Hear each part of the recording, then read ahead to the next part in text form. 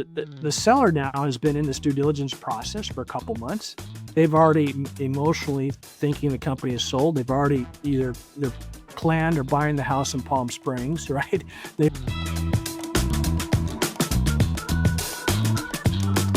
My special guest today on the Getting the Deal Done podcast is Bob Hild, the owner of Act Capital, Mercer Island, Washington. Bob and I are in the same industry and like to share ideas and collaborate. So welcome, Bob. Well, thanks, John. Much appreciated. Thanks for the opportunity to join you today. Yeah. We're going to get into some tips on the market and deals and best things for buyers and sellers. But let's start out a little bit with you and your journey. How did you get to be the owner of Act Capital? Well, I hope we don't have all day, but I'll try to keep it brief. So my background, out of graduate school, I went to work for a firm called Ernst & Whinney. Now, maybe that's giving away how old I am because that's now Ernst & Young. But in a short period, I ended up on the consulting side of the business. In a short period of time, I actually ended up leading the West Coast M&A practice group for Ernst & Young, for Ernst & Whinney. Then when they merged with Arthur Young in 1991, I took the opportunity to leave and start a private equity firm called Invest West Capital. And that was actually before the term private equity actually existed. We were an investment company. We were funded by a group of wealthy families out of Southern California. We had a successful run with that business. And in about 2005, we decided to wind it down. And during that period of time, from 91 to 2005, we had acquired a number of companies, three of which were represented by ACT. Kind of fast forward to, so I semi-retired in 2005. Fast forward to 2010. If you all remember, 2010, in the middle of the Great Recession, right? Yeah. And Tom Thayer and Kurt Case approached me. Now, Kurt is the C in ACT. Tom is the T. And they put A in the front so they could be first in the yellow pages. Yes. That tells you a little bit of how old the firm is. ACT started in 1986. So back to 2010, they made me an offer I couldn't refuse to acquire ACT. I did. At the time, we had two offices, one here in Seattle and the other in Portland, Oregon, and we had 4 professionals. Fast forward to today, we have 17 locations internationally, including Canada and Mexico, and we have nearly 50 professionals working for us. Yeah. That's quite a story. And Kurt and Tom are great guys. I've known Kurt much better than Tom, but always enjoyed, and I'm sure you learned a lot from him because I always did. I did. Yeah. So still do. They're still around, and occasionally pick up the phone and call and say, "Have you had this happen before?" And they always say, "Yep." Yeah. There's my thoughts. Yeah. So there's still a great sounding board to this day. So we're in end of summer 2025. You and I have talked a couple of times in the last few months about the market. Yeah. I'm seeing things open up a little bit. There's still some disruption coming out of DC. You don't know what's going to happen tomorrow. Yep. What are you seeing? Well, same thing, John. For the last 18 months, and it's not the buyers. There's plenty of capital out there. There's over $2.7 trillion of dry powder the private equity firms are sitting on, and they need to get that invested. So it's not a matter of capital. It's and not even a matter of valuation. It's been a matter of sellers feeling comfortable to sell. And the anxiety that's been created over the last 18 months. If you go back to 2023, you remember that everybody was talking about a recession. We were heading to recession. Interest rates were coming up. Inflation was up. Everyone's talking recession. So sellers, will only really sell when they feel totally comfortable. And that's not a comfortable economic environment. So they sat on the sidelines. And then as the recession started to kind of fade away as a concern, then there was the election. And everybody's like, well, what's going to happen with the election? What's going to happen with taxes? What's going to happen around the world, sort of thing. So that created anxiety and apprehension. And then we get through the election and things started to look like they were kind of coming back together again. And all of a sudden, April 2nd, we had tariffs, and that everything stopped. every conversation we're having with anybody at that time pretty much came to dead stop. But surprisingly, it lasted only about 6 weeks. Then after 6 weeks, the phone started ringing again, and then all of a sudden it started ringing a lot. And so we've seen since about the end of May, the 1st of June, a tremendous tremendous number of inquiries about selling their companies. In fact, I just before this podcast got one from a digital media company asking us, thinking about going to market. So we're starting to see more of those type of unsolicited calls and even references from referral sources. I'm going down to Dallas, Texas tomorrow to do a seminar.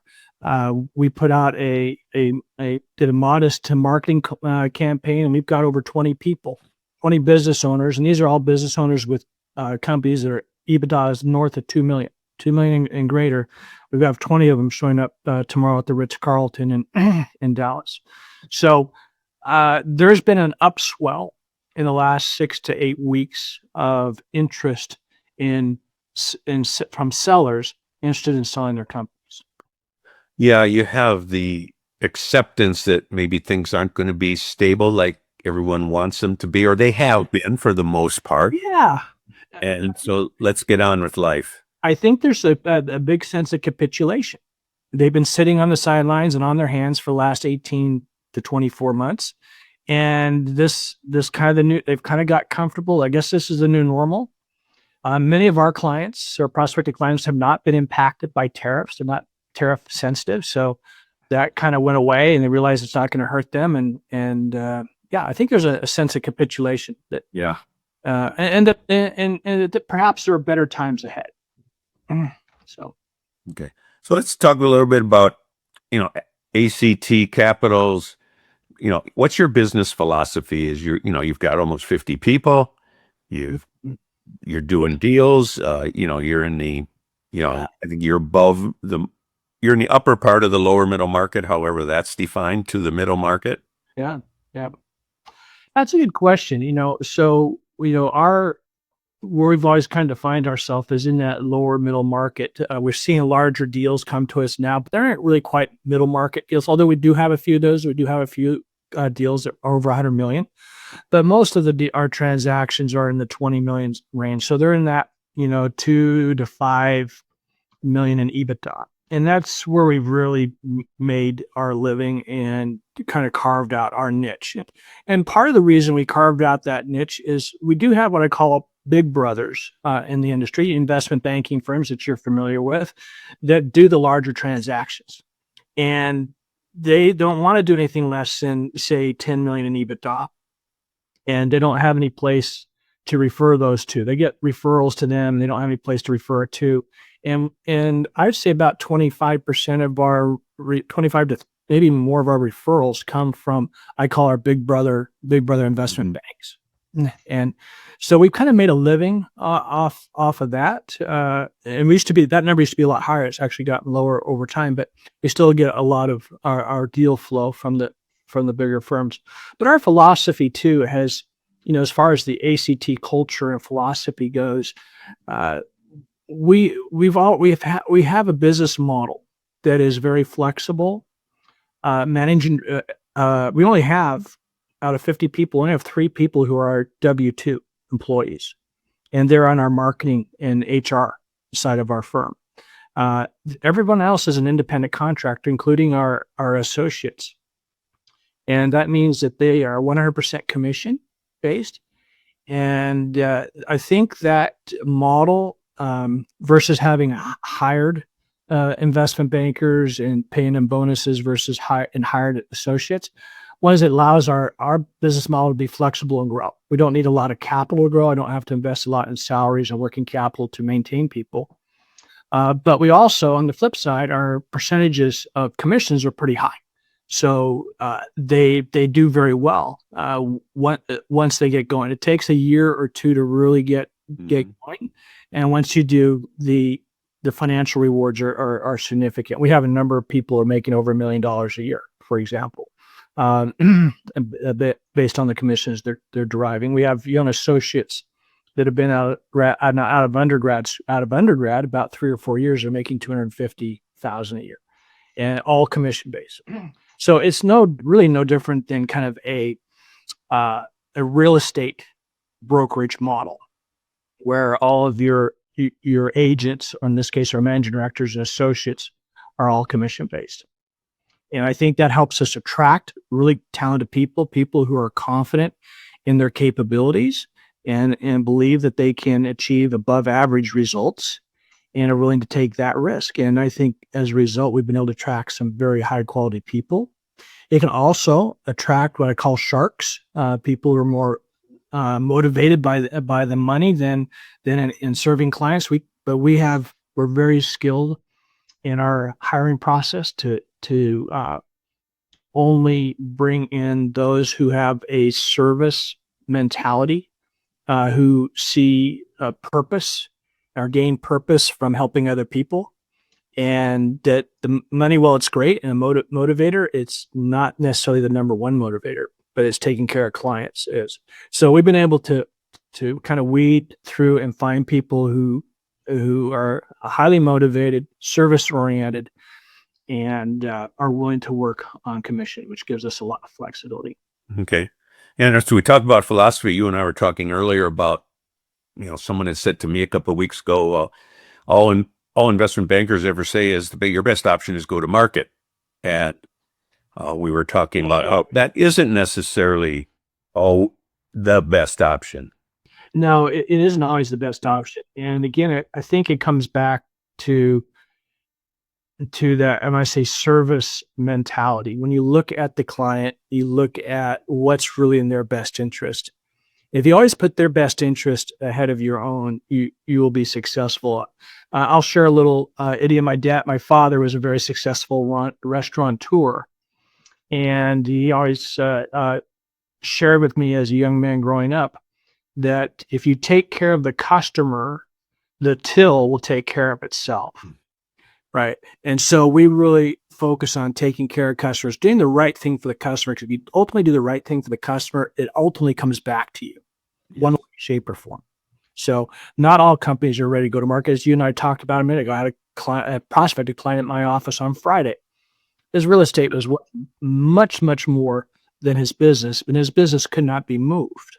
So his real best option is to liquidate the company, as hard as that is. This company's been around for over 100 years, by the way. That's probably why the real estate's so valuable.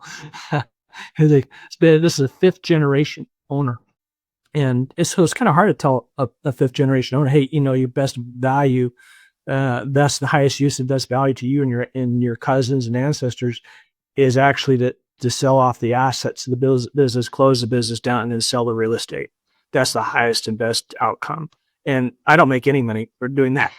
We do that, right? Yeah, I've told you I've got one that might be leaning that way. So yeah, you're right. You have to do what's best for them, and that doesn't always mean let's go sell the business or sell it right now, because a lot of them just aren't ready when they think it's time to sell. Well, I think it does a disservice to them and to you as an investment banker. Your time, it's not lost opportunity cost if you take somebody to market who's not prepared, not ready to go to market. And you're right. Many prospective clients haven't done everything they need to do to make themselves market ready, right? And it may take anywhere from a couple of months to 2 years to get them market ready.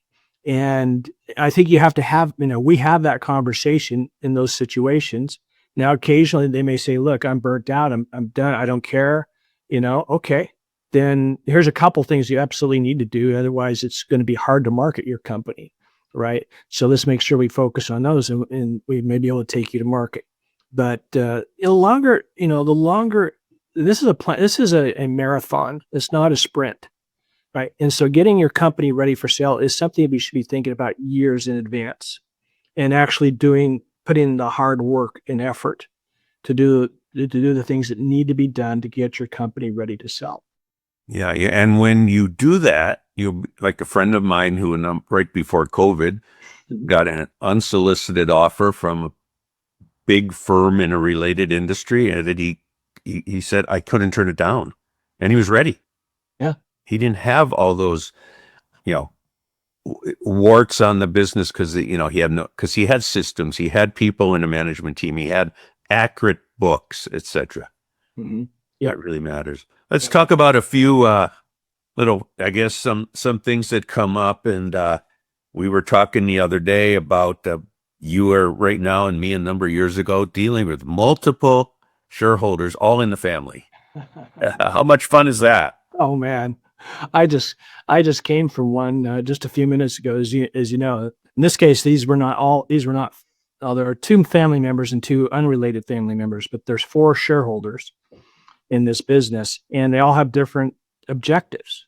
Two want to retire, two are younger, and they felt like they've been the majority shareholders had promised the minority shareholders that they could buy them out. And they did make them an offer, and they did kind of come to, I guess, some terms, but they needed to get debt financing and a whole bunch of things. They ran into a lot of challenges in doing so. In the meantime, just recently, they got an unsolicited offer. And that's when we got involved. And when I looked at the unsolicited offer, I said, I think I can get you a better offer than that even, which I could, and I did, and brought them another offer. It was about 33% better offer than they had on the table. Well, that last offer was 50% greater than the offer that the minority shareholders had made.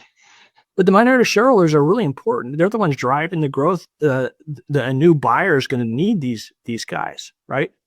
So now they don't necessarily want to cooperate in the sale process to one or two of these other firms because it's contrary to their interests.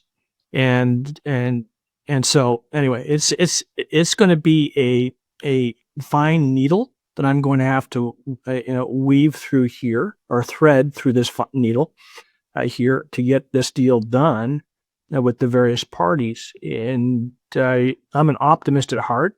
I think there's enough goodwill on all sides that we can find a medium ground here that will ultimately work. But it is hard. And being in the middle, I feel like I'm taking all the arrows, because everybody's upset me. Yeah, family members, partners, whatever. There can be drama.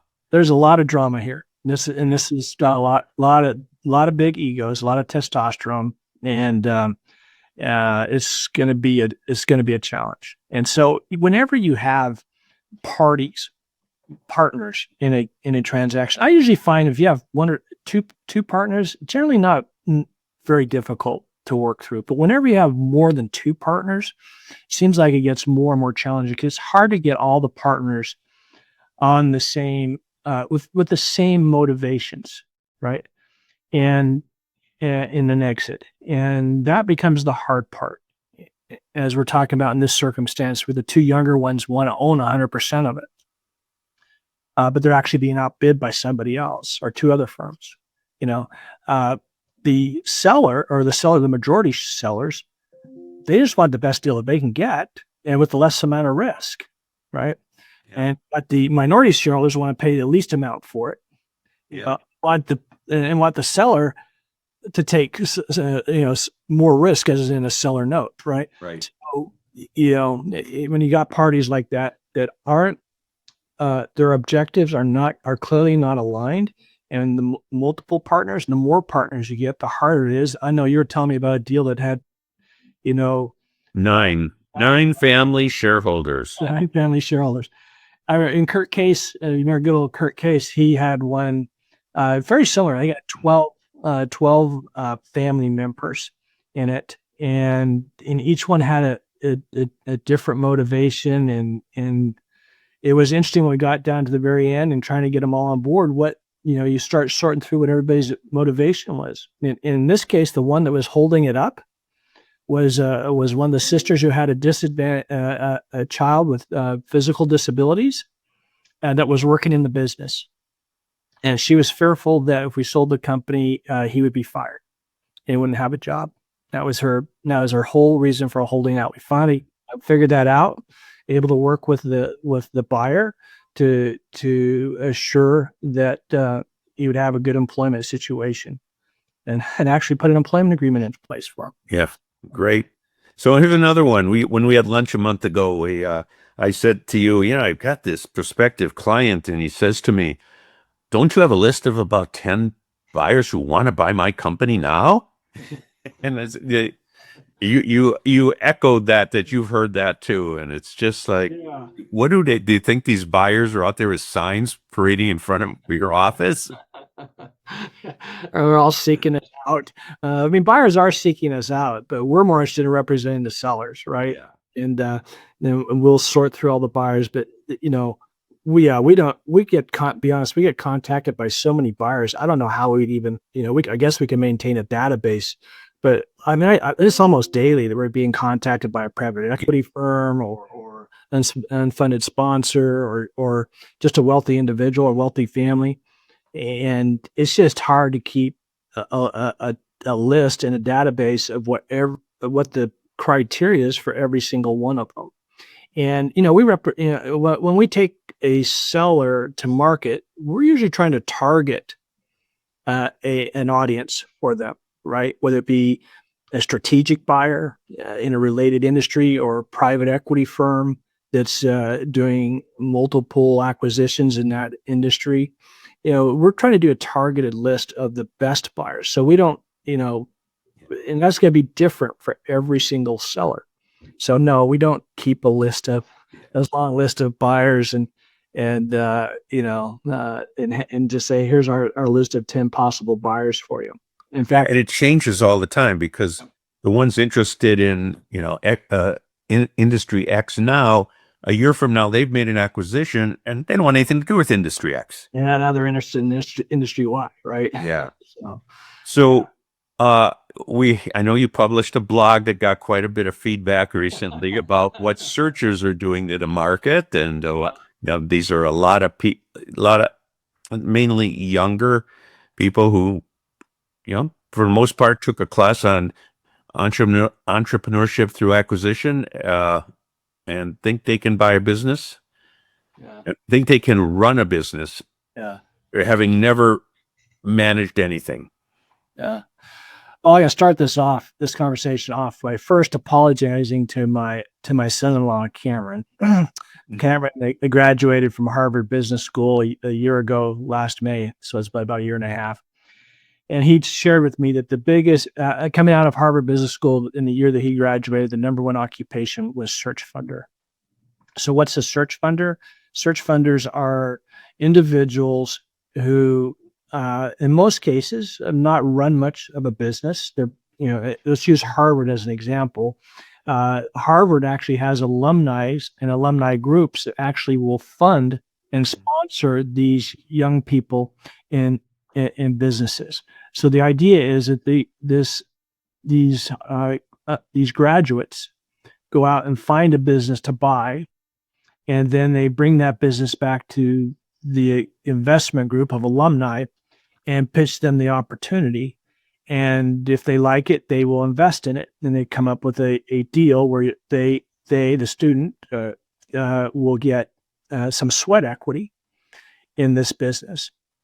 And the idea is to take these smaller businesses, which they could probably buy at, say, 3 to 5x multiple, and that are not yet big enough for private equity firms or strategic buyers, and then grow them hopefully over a 5 to 7 year period, maybe double, triple the valuation and size to the point that they are interested, that the private equity firms and strategics would be interested.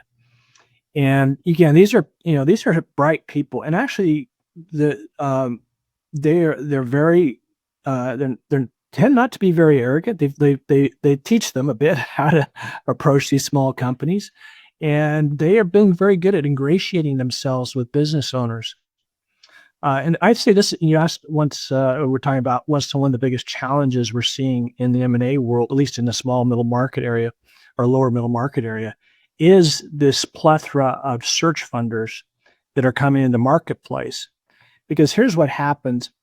Well, first of all, they don't have a tremendous amount of experience, but they're very smart and they're very good at ingratiating themselves with sellers. And they'll come in and they'll make an offer. In fact, in many cases, they're making better offers than we're getting from other sources. sometimes 10 to 20% better. So then they get the company locked up under a letter of intent or an offer. So they get the seller to sign the offer. But the problem is they don't have any money. They're sponsored, but they got to now take the deal back to the alumni group and pitch it and convince them to fund it. And what usually happens is either the group comes back and says, we're not interested, don't like it, don't want to do it. Okay. Now you've just wasted sometimes 30 to 60 days post signing a LOI and having the buyer pull out of the transaction.